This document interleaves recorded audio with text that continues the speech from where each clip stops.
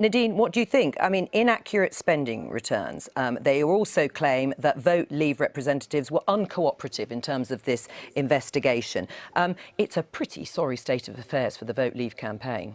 Well, I would actually like to see the Electoral Commission be a little bit more equal in its investigations. I'd like it to consider whether or not the £9 million the government spent on putting leaflets out into people's homes, asking them to vote Remain, counted as part of the spend on the Remain campaign.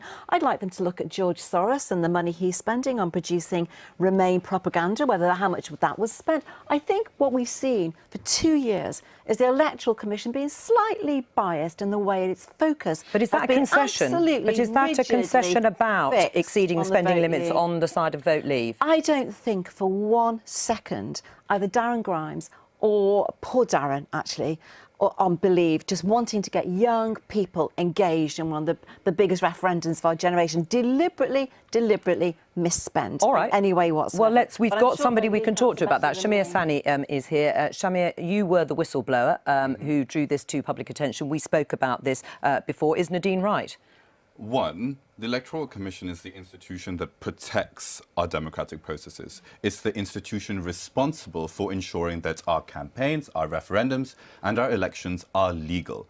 Undermining that is an insult to Britain's democratic process. I mean, I agree. Look, this process of deflection of the way that you're speaking about an important institution upholding our democracy sounds a bit like Trump, if I'm honest. You know, and this is a typical way. It's a typical way in which people are responding to facts. So the Electoral Commission has also looked at the Remain campaign, and this is what we have to understand about the Leave campaign, is the sheer arrogance by the way in which some people acted as if they are above the law, and they are not. And it's absolutely right that our institutions hold them to